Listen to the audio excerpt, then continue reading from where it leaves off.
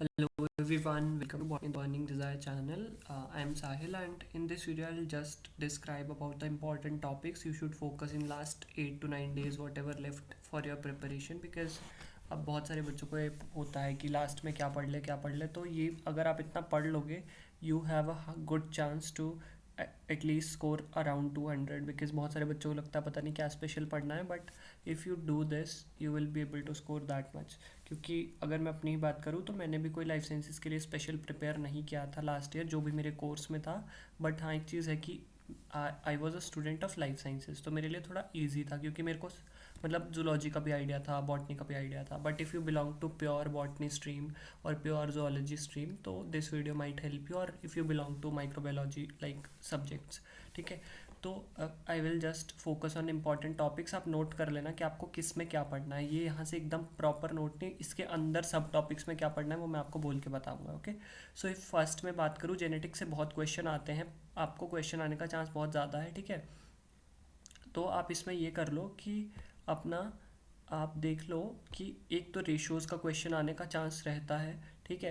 Ratios as in dihybrid cross कराया, आपको दो पेरेंट दे दिए, ठीक है, जैसे ये आर आर वाई वाई दे देते हैं और उसके अंदर बोलते हैं कि क्रॉस कराएंगे तो कितनी पेरेंट क्या बनेगा क्या नहीं बनेगा, प्रोबेबिलिटी पूछते हैं तो प्रोबेबिलिटी देख लेना कैसे निकालते हैं वो सब, ठीक है। और इफ़ किसी को डाउट हो कुछ ऐसे इन सब में से कुछ बिल्कुल ही नहीं आइडिया तो you can ask me on Telegram कि इस वाले टॉपिक में क्या एग्जैक्ट होता है क्या पढ़ना है, तो I will try to help as much as I can, ठीक है। तो यहाँ पे रेशियोज़ में आपका जैसे इसमें क्रॉस कराया तो पूछेंगे कितना बना, तो आप इसका प्रोजेनी निकालोगे, then you will find the ratio, ठीक है, टोटल प्रोजेनी में से। प्रोबेबिलिटी कि इतना बनने का कितना चांस है, वही रेशियोज़ है, प्रोबेबिलिटी हो गया। डिफरेंट जीन इंटरेक्शंस, इसमें पक्का याद करके जाना है। अगर आप ये देख लोगे, जैसे या तो आपको डोमिनेंट एपिस्टेसिस डोमिनेंट वाला दे सकते हैं कि ठीक है, या तो रिसेसिव एपिस्टेसिस दे सकते हैं कि एक जीन दूसरे को सप्रेस कर रहा है, या फिर एक जीन जो है वो रिसेसिव एपिस्टेसिस है, मतलब कि अगर रिसेसिव कंडीशन में जीन है तो बाकी किसी और के एक्सप्रेशन को इनहिबिट कर रहा है। तो वैसा कुछ आप देख लेना क्योंकि that will help you a lot, because यहाँ से क्वेश्चन पिछले साल भी आया था और आने का चांसेस होता ही होता है। तो आप देख सकते हो, रेशियो याद भी कर सकते हो, पर ऐसा मत करना कि क्वेश्चन सॉल्व ना करो और फिर रेशियो याद करने के चक्कर में कोई और वाले में लगा दो। तो जस्ट सॉल्व द क्वेश्चन, अगर आपका मैच होता है तो वेल एंड गुड, और क्वेश्चन पढ़ के समझने की कोशिश करना कि कौन सा वाला इंटरेक्शन हो रहा है, डोमिनेंट एपिस्टेसिस है, रिसेसिव है, ठीक है। तो पहचान बना लेना एक। ड्रोसोफिला सेक्स डिटर्मिनेशन में क्या होगा, सपोज आपको ऐसे कुछ फिनोटाइप दे दिया या कुछ दे दिया कि उसके पास कौन कौन से क्रोमोजोम हैं जैसे, तो उसमें आप कैसे निकालते हो सेक्स ड्रोसोफिला का, X chromosome divided by A, as much as I can remember कुछ ऐसा फॉर्मूला होता है, एक्स बाय ए। तो आप ये प्लॉट करते हो और बताते हो कौन सा सेक्स होगा, मेल होगा, फीमेल होगा, सुपर मेल होगा, सुपर फीमेल होगा, इंटरसेक्स होगा। तो वो सब देख लेना, ठीक है। ये सब ध्यान में रखना बिकॉज ये सब से आपका जो क्वेश्चन मतलब बहुत इजी क्वेश्चन होता है। एक तो जीन मैपिंग में आपको एकदम ऐसा नहीं पूछ लेंगे आई गेस कि रिकॉम्बिनेशन की परसेंटेज बता दो, लेकिन आपको ये पूछ सकते हैं कि सेंटर में कौन सा जीन होगा, तो ये देख लेना सेंटर में कौन सा जीन कैसे फाइंड करते हैं। आई होप ये सब आपने अपने बीएससी में पढ़ा होगा। Number of genotype, phenotype, gametes कितने होते हैं, जैसे आपका सपोज दिया है ए, ए और ए के साथ दिया है स्मॉल ए, फिर दिया है बी, फिर स्मॉल बी। अगर इसमें पूछ ले कितने नंबर ऑफ गैमेट्स होंगे तो इसका फॉर्मूला होता है 2 raised to power n, ठीक है। n क्या होता है, n is number of heterozygous pair. यहाँ पे हिट्रोजाइगस कितने हैं, होमोजाइगस क्या होता है आपका, ये होमोजाइगस है। तो ये यहाँ पे अगर आपको निकालना होगा तो कोई भी हिट्रोजाइगस पेयर है ही नहीं, तो 2 raised to power 0 होगा, ठीक है। तो नंबर ऑफ गैमेट कितने होंगे 1, लेकिन यहाँ पे निकालोगे तो कितने होंगे, यहाँ पे 2 हैं तो 2 raised to power 2, तो कितना आ जाएगा 4। तो ये सब देख लेना। जीनोटाइप का फॉर्मूला होता है 3 raised to power n। तो ये सब एक बारी करके देखना, पहले गेमेट्स भी बना लेना, किसी को अपने मैथ स्किल्स पे डाउट होगा तो you can do that also, but time देख लेना एग्जाम में, ठीक है। उसके बाद माइक्रोबायोलॉजी में आप एंटीबॉडीज़ ज़रूर पढ़ लो, ठीक है। ये आप इम्यूनोलॉजी में भी पढ़ सकते हो, जो भी जूलॉजी के स्टूडेंट्स को तो आता ही होगा, ठीक है। एंटीबॉडीज़ का एक्शन मैकेनिज्म क्या है, कैसे काम करती हैं, सॉरी यहाँ पे मेरे को एंटीबायोटिक्स लिखना था। एंटीबायोटिक्स कैसे काम करते हैं, antibodies you will study in immunology as well. तो एंटीबॉडीज़ और एंटीबायोटिक्स दोनों माइक्रोबायो में आप देख सकते हो how they interact, host parasite interaction, वो सब। बैक्टीरियल स्ट्रक्चर्स देख लेना, डिस्कवरीज ज़रूर देखना, माइक्रोबायोलॉजी से डिस्कवरीज बहुत पूछते हैं। एंटी यहाँ पे आप ये देख लो, इसका स्क्रीनशॉट ले लेना इस पूरे इसका, बिकॉज यहाँ से बहुत सारे टॉपिक्स आने का चांस है। दिस इज़ एंटीबायोटिक्स, ठीक है।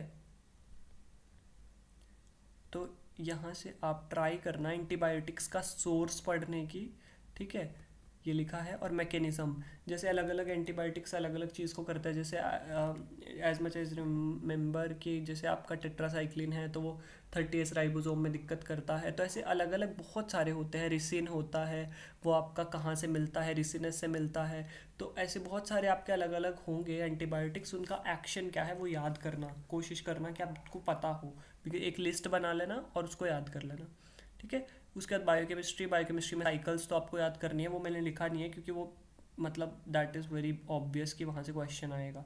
फोटोसिंथेसिस रिलेटेड क्वेश्चन आते हैं, C3C4 कैम, ठीक है। इनहिबिटर्स ऑफ ETC भी आता है क्वेश्चन, यहाँ से भी आता है बहुत बार, ठीक है। फर्स्ट कॉम्प्लेक्स का, सेकेंड कॉम्प्लेक्स का।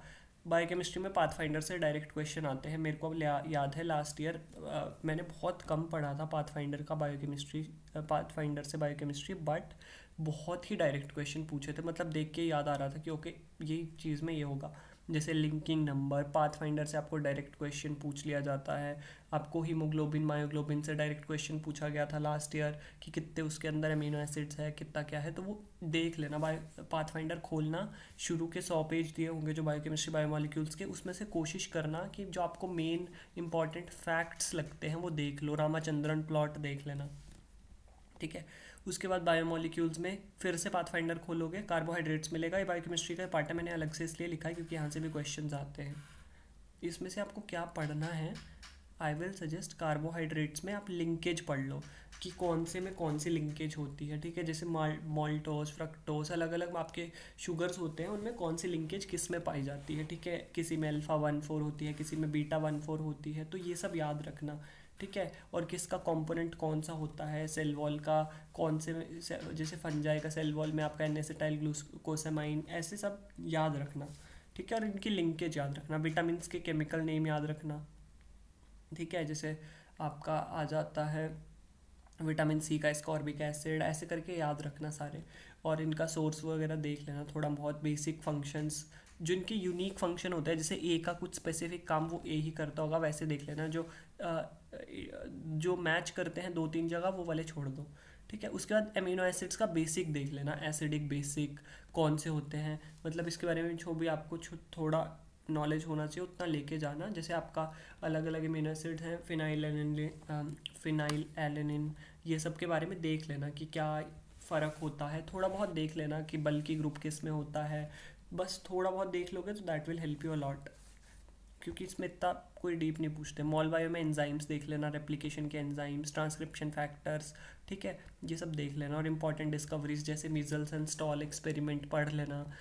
तो उसके बाद इसके ऊपर तो मैं वीडियो बना चुका हूँ रेप्लिकेशन एंजाइम्स पे, अगर आपने वो वीडियो नहीं देखी तो आई विल हाईली सजेस्ट कि वो वीडियो देख लेना, बिकॉज वहाँ से डायरेक्ट क्वेश्चन आएगा, I can bet you, because वहाँ रेप्लिकेशन का एंजाइम पूछने का, मैच कराने का चांसेस होता है, ठीक है। डिस्कवरीज में आपका ट्रांसफॉर्मेशन वगैरह सब देख लेना, DNA का स्ट्रक्चर कैसे अराइव हुआ, ये सब देख लेना।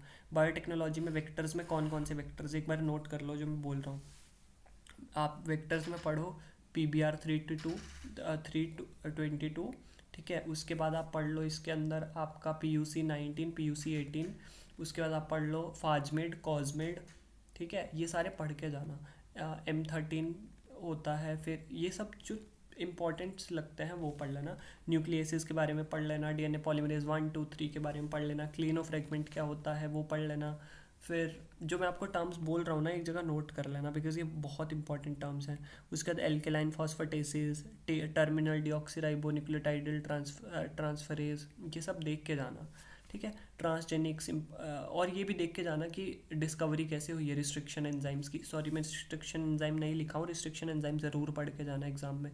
रिस्ट्रिक्शन एंजाइम से क्वेश्चन आता है कि कौन सा स्टिकी एंड बनाएगा, कौन सा ब्लंट एंड बनाएगा, कौन से में कौन सा वाला होता है, तो वो सब इंपॉर्टेंट है। एग्रोबैक्टीरियम, ठीक है, एग्रोबैक्टीरियम का देख लेना, एग्रोबैक्टीरियम कैसे इन्फेक्ट करता है, एग्रोबैक्टीरियम का बेसिक स्ट्रक्चर क्या है, उसको कैसे यूज़ करता है। जैसे एग्रोबैक्टीरियम राइजोजीन्स की बात करें तो वो hairy hairy root syndrome cause कराता है, तो ये सब देख लेना, ठीक है। गोल्डन राइस किसने बनाया था ये देख लेना, साइंटिस्ट का नाम आई थिंक इट वाज इंगो पोट्रिकस, और कौन कौन से जीन यूज़ होते हैं, तो इसका मैं आपको ट्रिक भी बता देता हूँ, अभी मेरे को याद है तो सीक्रेट लेके ऐसे मैंने याद किया था, PSYCRTLCY, ठीक है। ये 3 जीन होते हैं, एक ऑर्डर में काम करते हैं और बना देते हैं गोल्डन राइस। कैसे बनता है वो आप देख लेना। बीटी क्रॉप्स, बीटी कॉटन पढ़ लेना, ये तो बेसिक है। फ्लावर्स आर टोमेटो, इसमें कोई एंजाइम होता है जो राइपनिंग के लिए, उसको हम क्या कर देते हैं, उसकी एक्टिविटी को कम करा देते हैं, रिड्यूस करा देते हैं। आई थिंक पॉलीगैलेक्टोयूरिनेस कुछ करके एंजाइम होता है, तो ये सब पढ़ लेना, ठीक है। और आपका डॉली शीप के बारे में पढ़ लेना, जो फर्स्ट क्लोन करके बनाई गई थी। उसके बाद क्रोमेटोग्राफी पढ़ लेना, ब्लॉटिंग पढ़ लेना, सदर्न ब्लॉटिंग नदर्न, इसके बारे में भी मैंने एक वीडियो बनाई थी, और आई कैन हेल्प मतलब से कि वहाँ से ही आपको डायरेक्ट क्वेश्चन आएगा, ठीक है। इलेक्ट्रोफोरेसिस के वहाँ पे बताया गया है काफ़ी, तो दैट विल हेल्प यू। जैसे एज पेज दोनों के बारे में पढ़ लेना। एज मैंने उस वीडियो में ही बताया है, वो वीडियो बहुत हेल्पफुल रहेगी ब्लॉटिंग इलेक्ट्रोफोरेसिस के लिए, कि आपका एज कैसा इलेक्ट्रोफोरेसिस होता है, हॉरिजॉन्टल होता है, पेज कैसा होता है, वर्टिकल होता है। देखना पेज में आपसे टेमेड वगैरह के बारे में भी पूछ सकते हैं, तो ये सब पढ़ लेना। सेल बायो में सेल साइकिल, इसके ऊपर भी वीडियो बन चुकी है, इंपॉर्टेंट पॉइंट्स पे पढ़ लेना। और आपका CUET PG बॉटनी में भी वहाँ से क्वेश्चन आया था, क्रायो प्रिजर्वेशन के स्टेप्स, और वो मैंने उस वीडियो में बताया भी था। सेल मेम्ब्रेन बहुत इंपॉर्टेंट है। सेल सिग्नलिंग ऑर्गेनल्स के बारे में पढ़ लेना, कौन से में कौन सी प्रोसेस होती है वो पढ़ लेना, ठीक है।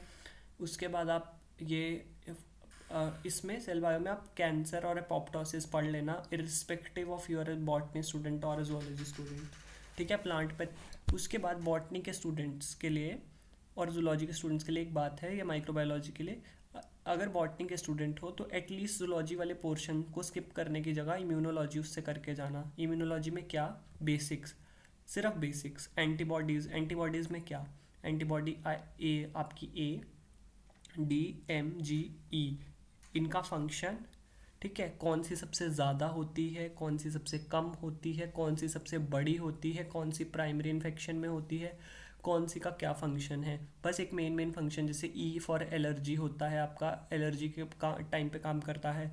IgM प्राइमरी इन्फेक्शन में काम करता है, ठीक है। कौन सा टीयर में प्रेजेंट होता है, कौन सा कोलेस्ट्रम में प्रेजेंट होता है, ठीक है। तो ये सब याद रखना। टाइप्स ऑफ WBCs देखना, WBCs आपके अलग अलग आ जाते हैं, मोनोसाइट्स, न्यूट्रोफिल्स, बेसोफिल, सबसे ज़्यादा कौन सा होता है, ये सब कोशिश करना आपको अच्छे से याद हो। जैसे एंटीबॉडीज़ का बोलूँ तो गम दे आप ऐसे याद कर सकते हो, ठीक है। GAMDE, सबसे ज़्यादा G होती है, फिर A, फिर M, ठीक है। और सबसे बड़ी होती है शायद M होती है, हाँ M सबसे बड़ी होती है, ठीक है। A आपकी टीयर्स वगैरह में प्रेजेंट होती है, तो ये सब देख के जाना, ठीक है। कौन सी पास होती है, सिक्रीशंस में A रहती है आपकी, ठीक है। उसके बाद WBCs में न्यूट्रोफिल्स, ये सब देख लेना सबसे ज़्यादा कौन होता है। फिर B सेल्स, T सेल्स क्या होते हैं, T हेल्पर सेल। MHC के बारे में देख लेना। MHC के बारे में कुछ नहीं देखना होगा, एटलीस्ट इतना देख लेना कि MHC कौन सा वाला T हेल्पर सेल के साथ होता है, और कौन सा आपका MHC TC सेल के साथ होता है, ठीक है। बेसिक देख लेना MHC 1, 2 के बारे में, कौन सा किससे रिलेटेड होता है, बस इतना देख लो कि आपका इम्यूनोलॉजी पार हो जाएगा। आप रिस्पॉन्सेज देख लेना, प्राइमरी और सेकेंडरी, ठीक है। इसके बाद आप एनिमल किंगडम का अगर देखना चाहो, दिस इज यहाँ से एक आधा क्वेश्चन आएगा, NCERT का चैप्टर देख सकते हो। And I will suggest high कि ये वाला चैप्टर करके जाना, हार्मोन्स वाला। यहाँ से या तो कोई डिजीज़ या तो कोई हार्मोन के बारे में पूछने का चांस है। जो भी आप 12th की NCERT खोलना और हार्मोन्स वाला चैप्टर पढ़ने बैठ जाना। हाइब्रिडोमा टेक्नोलॉजी, मोनोक्लोनल एंटीबॉडीज़ बनाने के लिए टेक्निक्स भी पढ़ लेना इम्यूनोलॉजी से। रेडियो इम्यूनोस आए, ये बेसिक से टेक्निक है। एलाइजा पढ़ लेना, ठीक है। इसमें एलाइजा पढ़ लेना, ELISA is not a tough thing, ठीक है। उसके बाद जूलॉजी के बच्चों के लिए प्लांट फिजियो कर लेना, बॉटनी में से common names of fungi, algae, इनके कॉमन नेम्स कर लेना कम से कम। बेसिक आउटलाइन कर लेना जिम्नोस्पर्म्स वगैरह की, टेरिडोफाइट्स वगैरह की। NCERT से टिश्यू कल्चर कर लेना, बॉटनी वाला पोर्शन, सोमैटिक एम्ब्रियोजेनेसिस। फिर आपका आ गया ovule culture, ovary culture, sorry embryo culture, ठीक है। ये सब देख लेना। पॉलन कल्चर, एंथर कल्चर किसने दिया था। ड्रग यील्डिंग प्लांट्स देख लेना, और फंजाई देख लेना जिनसे एंटीबायोटिक से कैसे मिल जो ये सब मिलता है। तो ये सब बेसिक देख लोगे तो दिस विल हेल्प यू, और ये सब आप एक एक दिन में पढ़ सकते हो अगर आपने एक बार कभी पढ़ रखा है लाइफ में तो। ठीक है, इतना कुछ मुश्किल चीज़ नहीं है। So I hope this video helps you to prepare for exam, and अच्छे से अभी पढ़ लोगे तो that will help you. And अगर आपको अभी भी कोई डाउट रहेगा इसमें तो आप टेलीग्राम पे या फिर कमेंट्स में पूछ सकते हो, बट ट्राई करना कि जो मैंने इंपॉर्टेंट बोला है एटलीस्ट उतना कवर कर लो, और लिस्ट बना लेना जिन चीज़ों में याद करना, जैसे कार्बोहाइड्रेट्स की लिस्ट बना लो। ठीक है, कि कौन से में कौन सी लिंकेज है, एंटीबॉडीज़ की लिस्ट, एंटीबायोटिक्स की list. Okay, so all the best for your exams and thank you.